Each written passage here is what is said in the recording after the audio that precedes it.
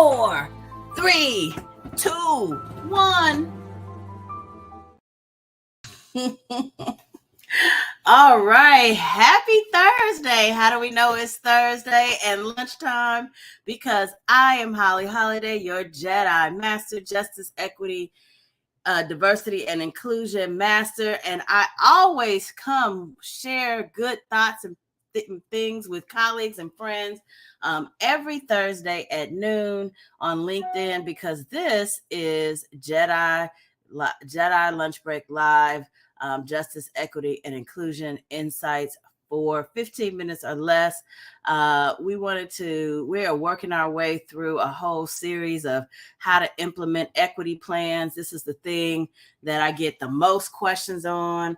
This is the thing that people hire me for. And it is and can be a complicated process, but I want to make sure that even when you're thinking about who to hire, who to help you with, how to organize your team, you've got some core things you can do. So just to break down where we sit, first of all, as you all know, or hopefully you know, I think there are 4 key cycles in implementing equity and inclusion plans in the workplace. There's planning, there's implementation, there's monitoring and evaluation, and there's sustainability and scalability. All 4 things are important. Here's the other thing.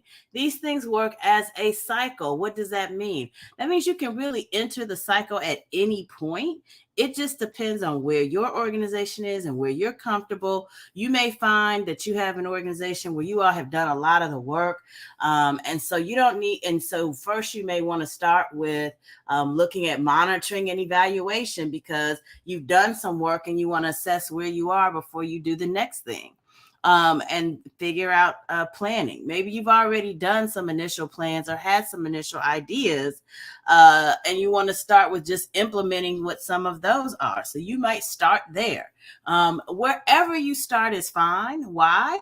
Because it's a cycle, and eventually you're going to get to all the key areas of the cycle. We are starting with planning cycle, and we have been talking about the 5 key things to consider within the planning cycle. First, conducting an equity assessment, setting clear objectives. Number 2, 3, making sure that you involve all your stakeholders. 4, securing funding and resources. And hey, the 5th one, which we're going to talk about today, is legal review and making sure that you are compliant with all requisite policies, laws, and regulations. Now, let's talk about legal. And I have to admit, you all may know I'm also an attorney. So this is one of my favorite parts of thinking about a justice, equity, diversity, inclusion planning, because the laws in no time has been more confusing and more important than to talk about the laws than we are right now in our history.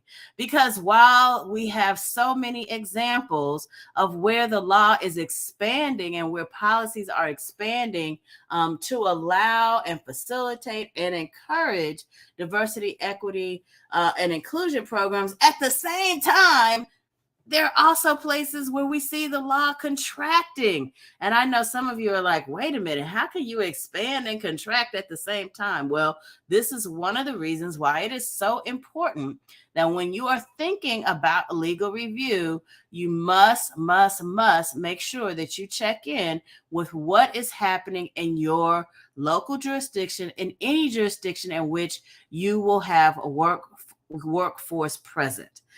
So this means that you have to think about what are the laws if your workforce is working remote or if you have multiple workplace sites, because what you might find is what's good in one space may not work in another space. And you need to be able to make sure that you're compliant with all things. Now, there's a couple of things that you should be thinking about in terms of your legal review. The first is anti-discrimination laws. So before we even get to workplace culture, we do use the laws, the actual laws, to kind of regulate what is our baseline. And anti-discrimination is where you must start. Anti-discriminations in this country are largely influenced by our federal employment Equal Employment Office, EEO, Equal Employment Commission is the commission that oversees that office.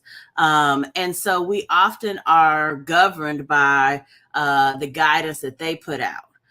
What is for sure is that it is illegal for any employer to discriminate based on race, color, religion, sex, national origin, age, and disability. That is the federal standard.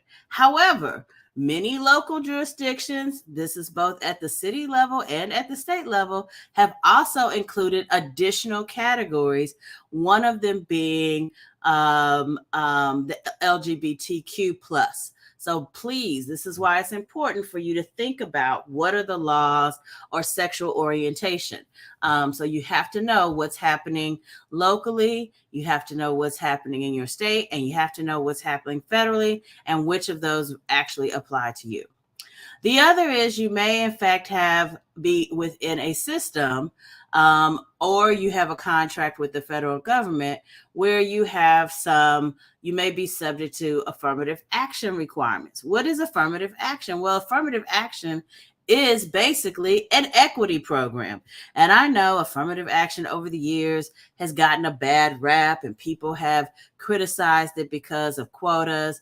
They have misaligned affirmative action, saying that it is preferential treatment, when actually it is in fact an equity program, meaning that affirmative action simply says that we recognize that every class of folks do not come to the same space in the same way, and we want to make sure that each has an equal opportunity to participate. Other places, and again, this is where you may have there are some real hardcore laws and regulations around, is in your hiring and recruitment process.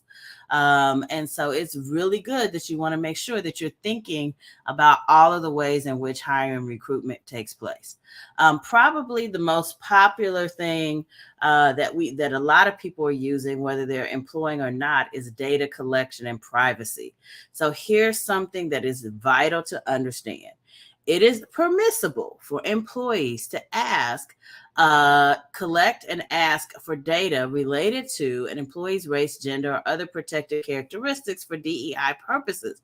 However, key point here: one, collecting and soliciting the information must be an optional response from your employees. They are not required to respond, and they can legally refuse to respond, and their participation or lack thereof cannot impact their employment status. Let me make sure we're clear on that.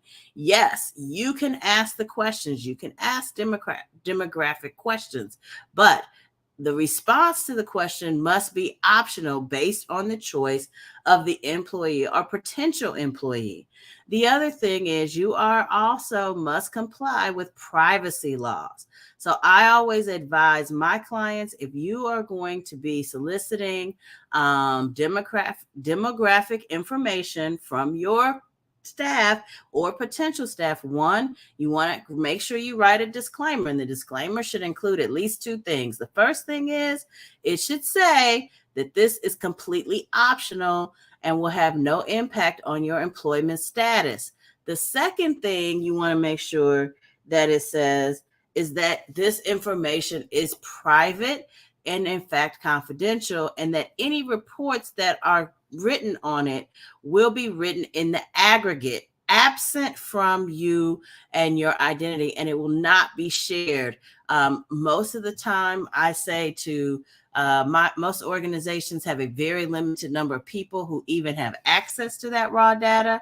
That data is usually not ever revealed to people who, for instance, have hiring authority, like hiring managers, but it is a confidential file that's usually held with executive officers, and usually just one or two people within the entire organization. That's how strongly I feel about those privacy laws, and making sure that they are not used and cannot be construed as to be used related to any employment action, either positive or negative. This helps to also protect the company's reputation about hiring on merit and not just on a person's demographics. However, it's important that you are intentional because unfortunately, we know that some companies and organizations, and yours may be one of them, have had a history of discrimination or non-inclusive practices. And so in order to reverse that, you have to be more intentional about attracting a wider audience. All right, the last thing that I want you to think about is figuring out how you deal with accommodations and reviews. So, first of all, you may be legally required to provide certain accommodations, and this is particularly true with those folks who may be dealing with some type of disability. And it doesn't just have to be physical, it could be mental. And then the other thing that I want you to think about here is that accommodations are not strictly for people who are experiencing disabilities, whether permanent or temporary, they seen or unseen. You could also have accommodations for people who are part of religious practices and other things. So accommodations covers a wide amount of topics. And then finally, review, and consult.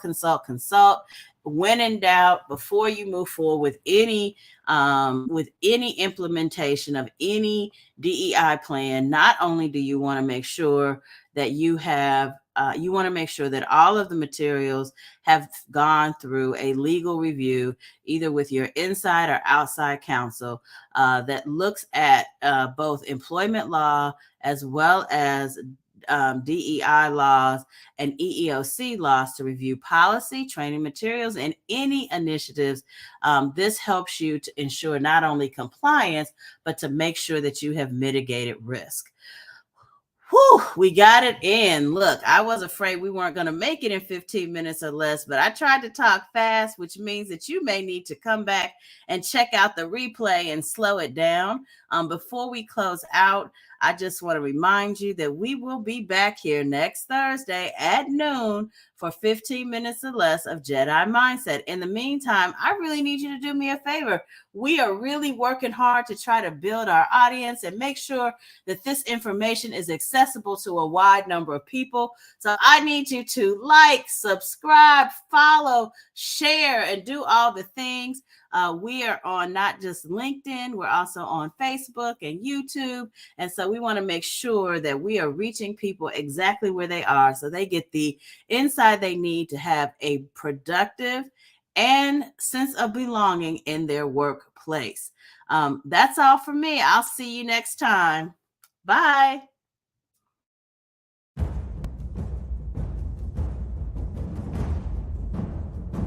Did you enjoy this segment of J.E.D.I Lunch Break Live?